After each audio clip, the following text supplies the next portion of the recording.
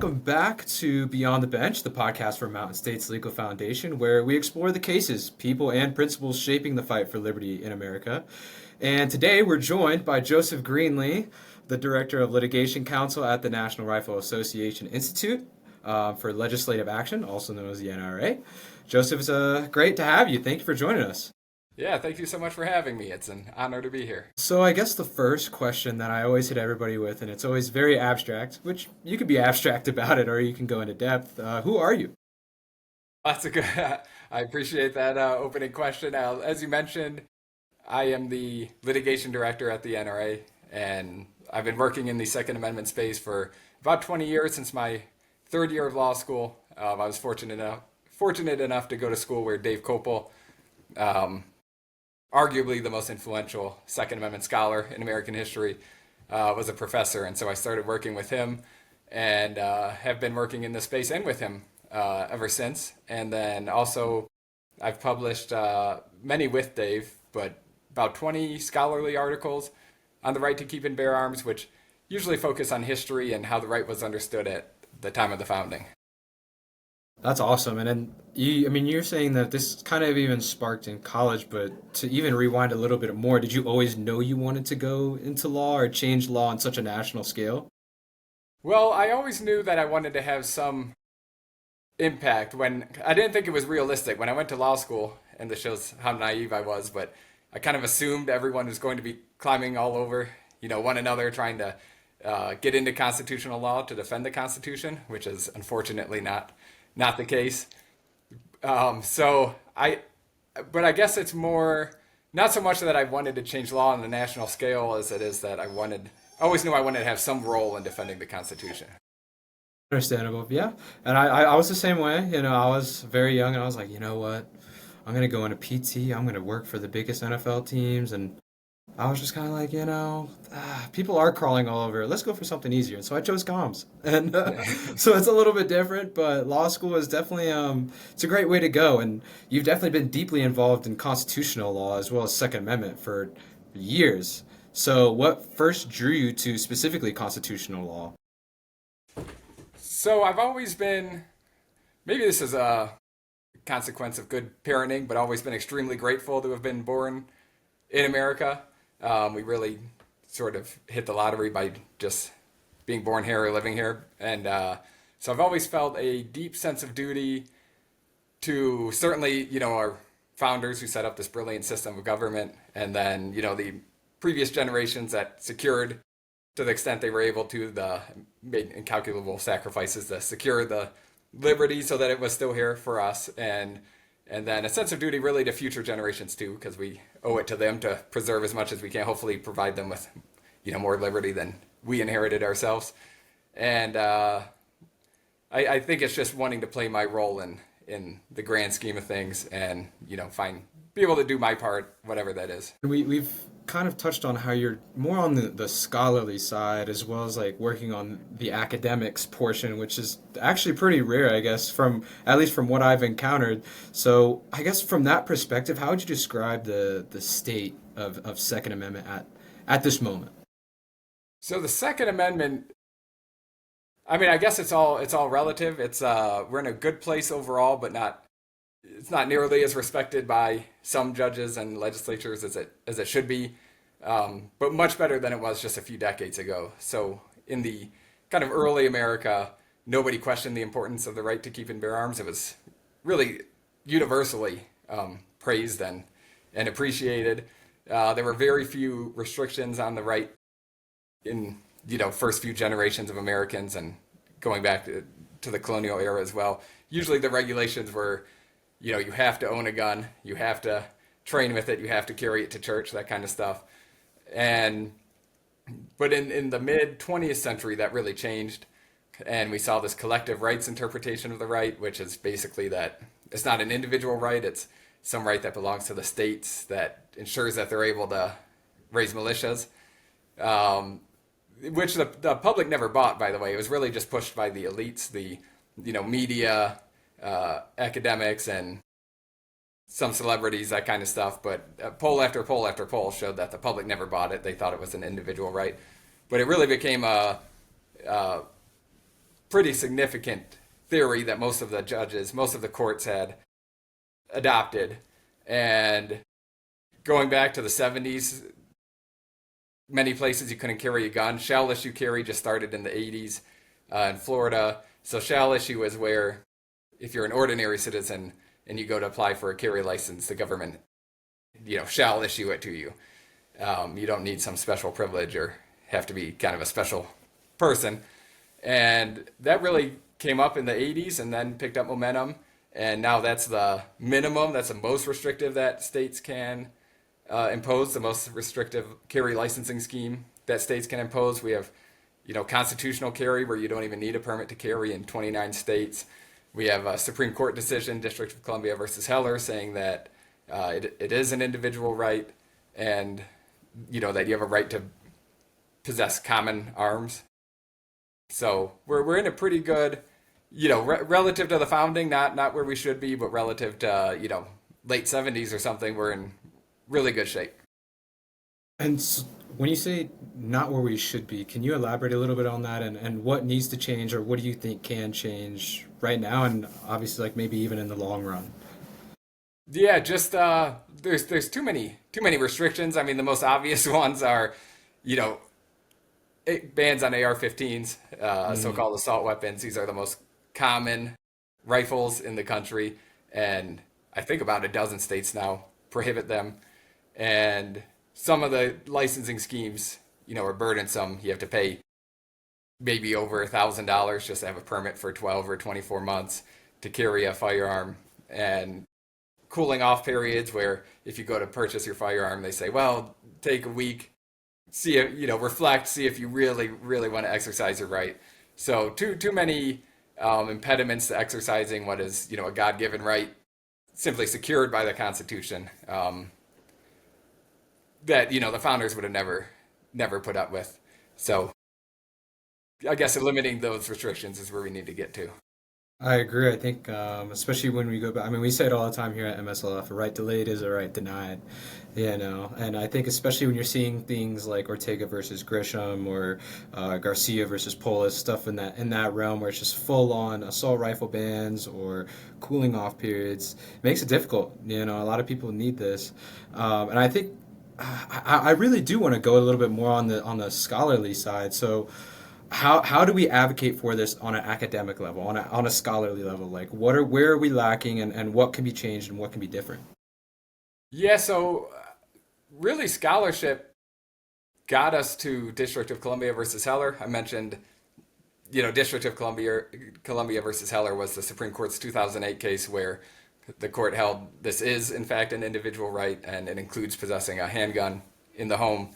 Heller invalidated the District of Columbia had a handgun ban and a ban on functional firearms in the home. And I had mentioned that the collective rights interpretation had really gained steam starting in the mid 20th century, and the courts had almost universally, there were exceptions, but adopted that. And law schools were teaching their students that this is a collective right and moving on, not giving it much attention. And it's really scholarship that brought us back from that. So there was just a handful of scholars, really important people, including Dave Kopel, who I mentioned earlier, and don't know if I want to start listing them because I'll forget them, but you could count them on, perhaps two hands, and they're great historical scholarship. Got us to the point where when the Supreme Court decided Heller, that the court relied heavily on the scholarship, and now after Bruen. The Supreme Court recently decided New York State Rifle and Pistol Association versus Bruen and clarified that it's a historical test that the courts must apply in Second Amendment cases. And now that historical scholarship is as important as ever. So a lot of times in these cases, there's incredible litigants on both sides, lawyers for usually the challengers, and then the government. But what they're doing right now largely is going in and arguing over the scholarship, what the history shows, and the history is produced in the scholarship. As time goes on and more cases are decided, they'll be arguing over, previous cases, what the precedent requires. But right now it's largely scholarship, and that'll continue to be important, I think forever. Yeah, and I like how you brought up Bruin, and we're going to stick on this topic at least for a little bit. So, how would you describe maybe the state of Second Amendment after Bruin? And you kind of touched on it a little bit, but specifically, its ripple effects that you may be seeing directly. Sure, sure. So Bruin was 2022 case decided by the Supreme Court. I should mention it was an NRA case because they don't get nearly enough credit for it. But I guess to explain the impact of it, I have to go back to Heller quickly. After Heller, the Supreme Court said, this is an individual right. District of Columbia, DC's handgun ban is unconstitutional, and they applied a text that's informed by history test, so a text and history test, and the lower courts just refused to accept it. So for 14 years, up until 2022, the lower courts were applying this two-part test, which it was an interest balancing test where they balance the individual, the people's right in exercising the right to keep and bear arms against the government's public safety interest in restricting the right. And in virtually every case over a 14-year period, the government's public safety interest won out. So every gun control law across the country was being upheld with very few exceptions. And then Bruin came in. At issue there was the state of New York had a may issue carry scheme. I think I described what shall issue is. May issue is where the licensing official has complete discretion to decide whether you really need a permit. And usually it was states like New York, California, Massachusetts, New Jersey, kind of hostile to the Second Amendment states that had these, and nobody would be issued a license. That's you're super wealthy or a celebrity or something. I think Hawaii issued maybe like one permit in 20 years or something. And so New York had a similar law. You had to show proper cause, and proper cause, the way the courts defined it, by definition, you had to have some exceptional need that set you apart from the ordinary citizen. So, like, by definition, the ordinary citizen could not carry. And the Supreme Court in Bruin said this is unconstitutional. The right to bear arms includes the right to carry arms in public. And just as importantly, the court said this two-part test that these lower courts are applying and using to uphold every single gun control law. This is a wrong test. In Heller, we applied this text and history test, and we meant it. So that really, first, it kind of erased all that harmful litigation over the last 14 years because the courts have been applying a different test, and it imposed, or I guess reimposed, a more favorable test because this, this historical test goes back to how did the founders view the right, and a test that ensures that, as I mentioned, the early generations of Americans had a lot more respect for the right to keep and bear arms. So some kind of test that keeps modern governments like New Jersey, Massachusetts, California, Hawaii, and whatnot aligned with those historical governments is going to be, far more favorable to the Second Amendment than some interest balancing test. So the litigation has been rather hectic. Everyone's been rushing in. All that litigation was essentially erased. And so there's a lot of laws on the books to be challenged. So we've seen probably a few decades worth of litigation, it feels like, at least within the last 3 years. And the good news is we've seen more wins. There's probably been more wins for the Second Amendment in the 3 years since Bruen than there were in all of American history before it. Some of the cases, they don't all go the way I think they should, but we've been getting, far better results since Bruen. So it's an exciting time to be a part of it. I think when they look back in a couple hundred years in the, in law school, they'll be looking at cases from, like, this will be the time where the courts really define the Second Amendment, at least as they read it. It'll be, 2022 to 2042, 2052 or something. So it's really exciting to be, practicing in this area at this time in American history. Yeah, it's definitely going to be a testament of that law school for sure. And I feel like the such delay of all these cases, especially Bruin, has caused such a rubber band effect. After very many years, it's been pulling it back, delaying, and then now it's just an influx, like just crazy influx of cases, and a lot of these are testing the boundaries. So which ones are?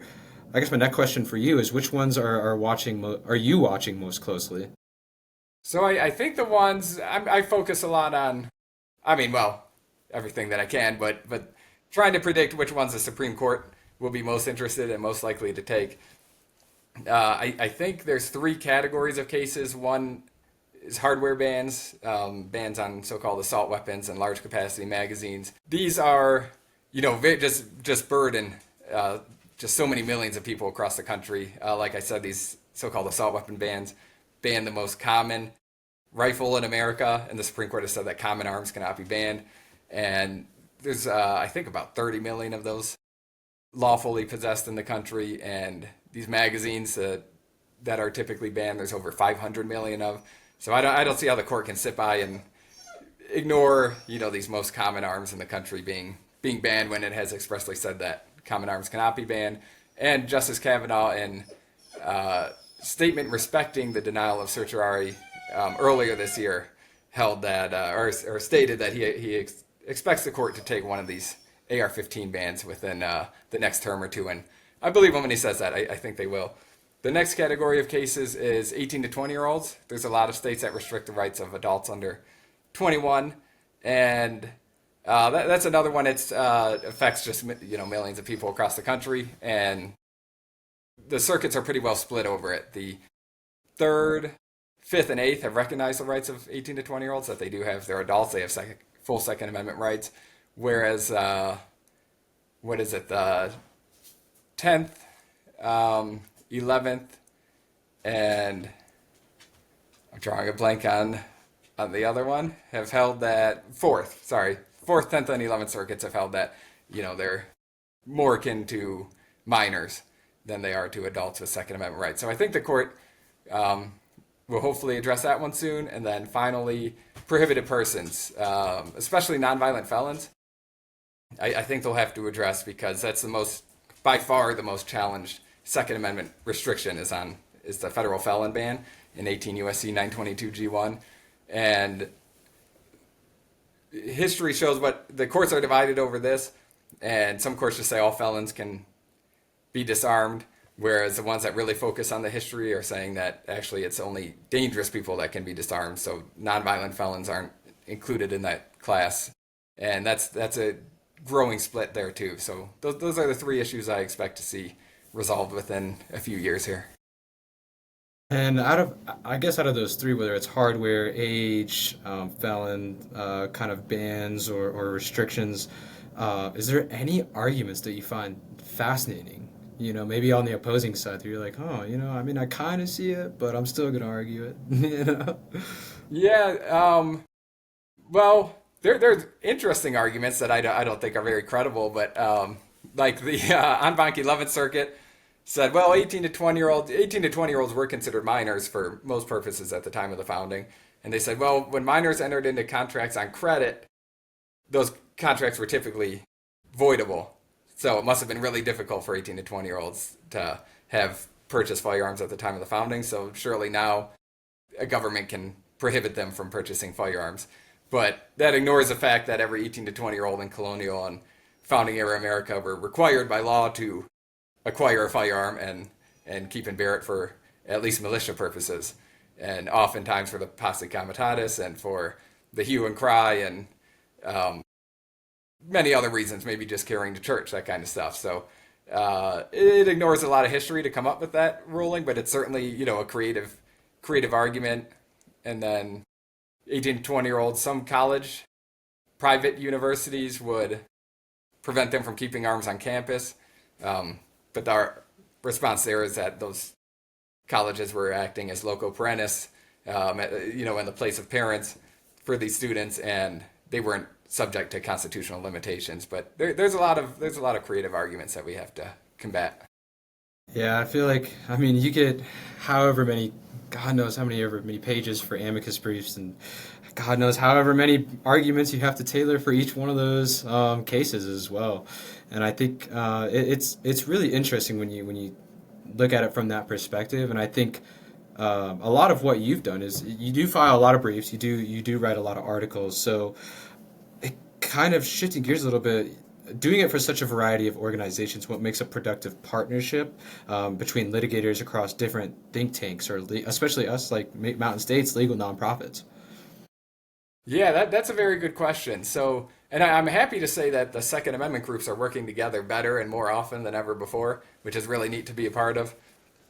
I think the most important thing is for everyone to keep in mind, which everyone has been doing, is that the Second Amendment is really what's most important here, and that it's best for the Second Amendment that we all have virtually the same exact goal here, and it's best for that, for the protection of the right if we're all kind of pulling in the same direction and helping each other. And so I think that's been very important. And then personally, anybody who devotes their life and their career to protecting our rights, ensuring that, my kids' generation can enjoy them and grandkids and whatnot are people that I have tremendous respect and admiration for. So, and that doesn't change just because somebody's working at some other organization. So it's actually been extremely rewarding to, be working with others in this field so often, and that certainly includes the good folks at Mountain States, who we've had the good pleasure of working on several cases with recently and with some good success. A lot of good success, a lot of good cases, a lot of good points proven, I'd say. But I guess in your eyes, when you file an amicus brief or even a direct rep case, what makes one impactful, versus one that just, adds to the noise of everything? Yeah, so, well, amicus curiae is how I believe you say that, is Latin for friend of the court. And you want to actually be a friend of the court. And that means providing something that is, important to the case and unique to the case. And it certainly doesn't mean regurgitating the parties' arguments and wasting the judge's time by having them reread something that they've already read in the party briefs. So sometimes that might mean, you don't get to make the argument that excites you most or the one that you think is most important in the case because the parties probably already cover those. You got to find some way to make a contribution to the case. So that might be, looking at what's the third or fourth issue that the party addressed. There's word limits on all these briefs, so they can't always spend as much time as they'd like to, the party, on certain arguments. They have to decide which ones are the highest priority. So maybe you look at the third argument and say, that could use a lot more attention, and that's where you go and elaborate on the points they made, add new ones. Maybe you look and say, well, that fourth point they made and spent hardly any time on is actually, I think, the most important one, and maybe they see it differently, and so I'll spend time on it for that reason. Or maybe you have a specialization, you really know the history really well, and you can have a history brief, or maybe social science that's important, some statistical analysis that'll be relevant to the case, or maybe you really know how firearms work in a way that lawyers typically don't. But you got to find some way where you actually contribute to the case and you are adding something that is new to the case. And I'm curious, just because again, I am not a lawyer in any way or a JD degree in any sort of fashion, but for the people who may not be into legal, how long does a typical amicus brief take to write up and make? Yeah, that's a good question. It varies. So if it's something you've written on before, for example, like the nonviolent felon cases I filed, I don't know, maybe a couple dozen briefs in those cases. So that's a lot of, and they're history briefs. So the history's not changing. So there's not, that'll, probably less than a week I can prepare that. I don't think there's any shame in giving one court the similar history that you provided to another court. I think that's going to be useful to them. But, of course, most briefs we were writing from scratch, or at least most of it from scratch. And it depends on the topic. I mean, they can take, I've certainly spent probably 4 weeks on some of these briefs that, require a lot of original research. If you're going back to, 1600s, statutes from the 1600s in Massachusetts or something, that's going to be hard to dig up some of those, review all those books and all that, what, different people wrote about the right in this kind of regard, if it's carrying in public or something, like what people wrote about carrying in public, might take a whole lot of time to analyze. So it varies a lot, but, if it's a Supreme Court merits brief, I mean, you want to do your best work for every case and stuff, but, Supreme Court merits briefs seem to have a little more weight. And yeah, I don't think it'd be uncommon to spend 3 to 4 weeks making sure it's just perfect and you're right about everything and that it's all relevant and important. Well, yeah, especially because sometimes you get court limitations on how long you can take to reply, right? Yes, yes. Usually amicus briefs are due. It varies by the court, but well, could be 7 days after the party brief in most federal circuit courts, or 30 days after the petition for certiorari is filed in the Supreme Court. But you don't have a ton of time. And so you also have to account for what did the party say, because I don't want to repeat anything. So that requires a lot of last minute. Sometimes you have a brief going and then the party files their brief and they've already covered what you spent, 3,000 words on. They've covered it actually quite well. And you got to make adjustments then. What do you think is the part you stress most about when it comes to making a brief? Or what do you think most people stress about? Or Well, probably just making persuasive arguments that the court's going to be persuaded by, and certainly you don't want to make any errors. I'm sure I've made some yeah, in my career, yeah, but you grammar don't check. want to get anything wrong, especially if you're presenting yourself as an authority on, let's say, historical regulations or practice. You don't want them checking one of your sites and saying this isn't actually, if you read it carefully, I think it actually says this. Like, you want to get everything perfect and don't want your credibility questioned. So yeah, you want to be persuasive and accurate. Yeah, that sounds about right. I'd be pretty scared to. I mean, I've also have no experience with this, so it's a little bit different in my eyes. But do you have a favorite amicus brief or a case that you filed that you think more people should know about? Oh, I appreciate that question. I don't know. I take a lot of pride in all of them. I don't file anything. There's been plenty of briefs that I write, and then I'm like, I don't know, not up to the standard. I like to, when the court sees a brief coming in from the National Rifle Association, I want them to say, and the clerks and judges, I want them to say, like, I have to read this. This is going to be important. I know from experience that this is going to be an important brief. I'm going to set aside time to, carefully consider. And I suspect you can easily destroy that credibility by filing something that they say, well, this is a waste of my time.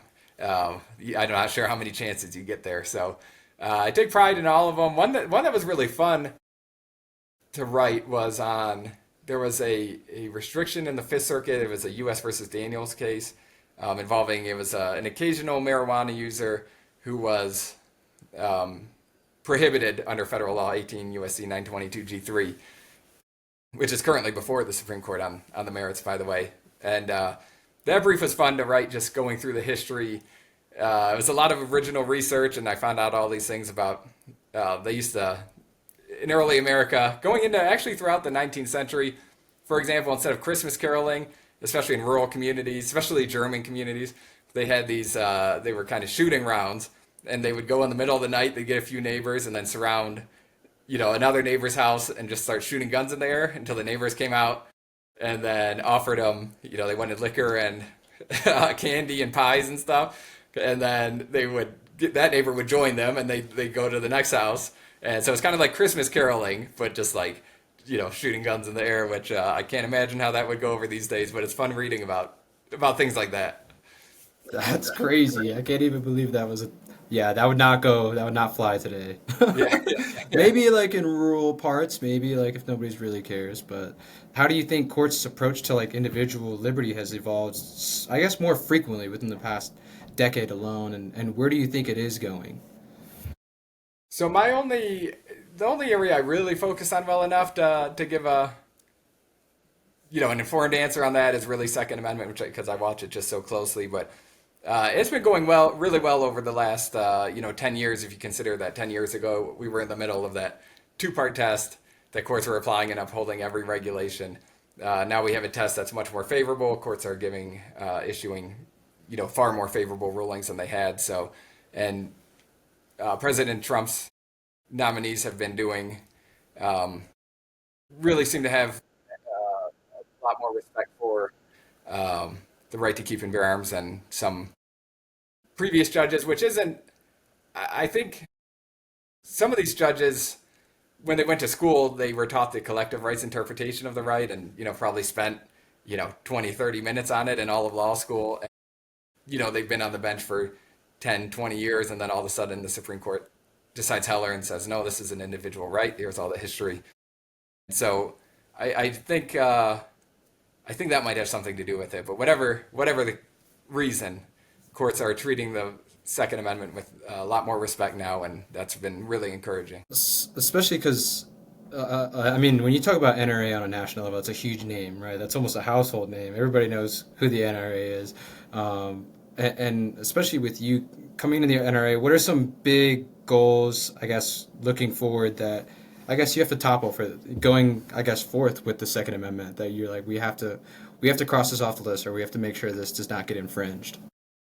Yeah, so I mean, pretty much every aspect of the right, but the ones that we've been focusing a lot on are uh, certainly hardware bans. You know, bans on so-called assault weapons and large capacity magazines.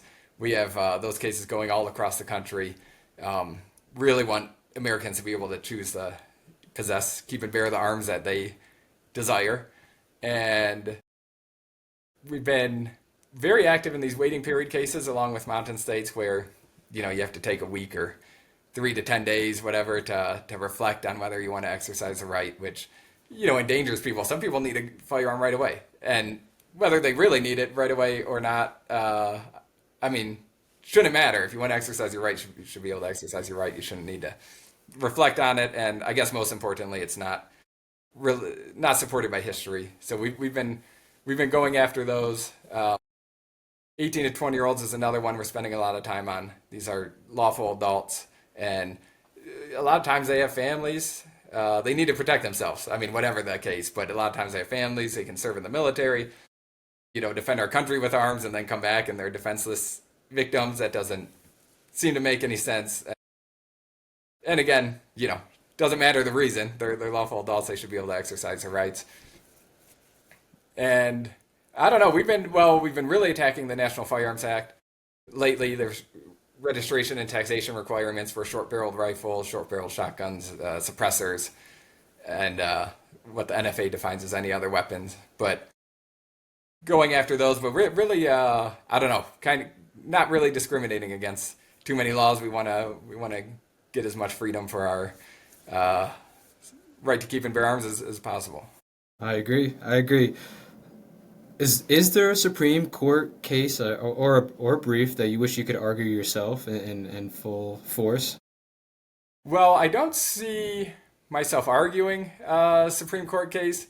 To quote Dirty Harry, a man's got to know his limitations, and there's That's just people true. who are better suited for it. I would love to. It'd be really neat to, like tell my grandkids I argued at Mm. the Supreme Court. But going back to the Second Amendment's the most important thing. It's certainly more important than my ego.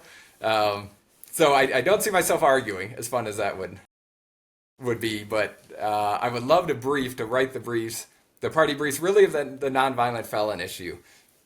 I became pretty obsessed with it, kind of accidentally several years ago.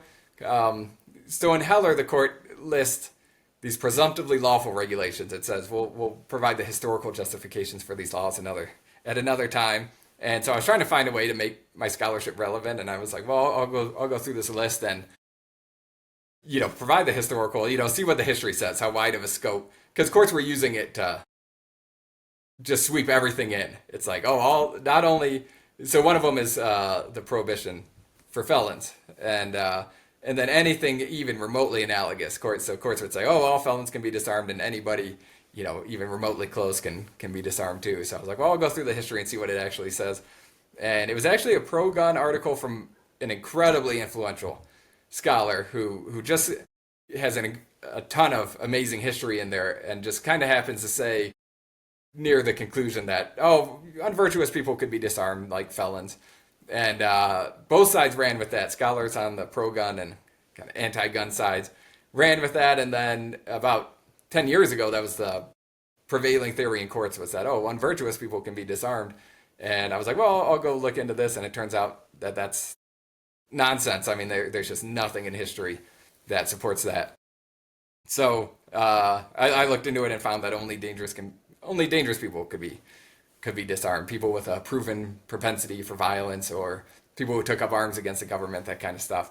So I've been just obsessed with getting the courts to recognize the actual history there, what our founders understood the right to protect. So that's the one I'd like to address most. That's awesome, especially because you're like, it's right there, it's in the text. Look at Yeah, it. yeah, It's yeah. copy and paste.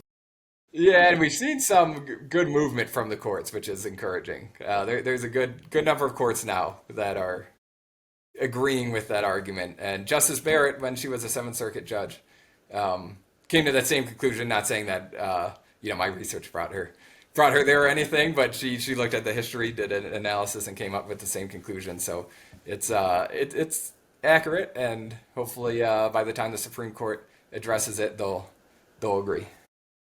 That's awesome. I just gotta say, if nobody else is gonna say it, that's pretty cool. Yeah, thank you. And especially, I mean, just going back on the big picture, and it's I guess my second to last question for you. I have one right up my sleeve, but how do you keep perspective in a line of work where the stakes often feel like existential for freedom itself, specifically with the Second Amendment? Yeah, so my faith helps a lot, just to keep me grounded and make sure I don't lose sight of the really big picture. And then my family helps a lot in that I just always have kids around all day and all night, which keeps me in a kind of perpetual state of happiness, and is a constant reminder that I'm not the center of the universe. And then I think living in the mountains is really something of a superpower.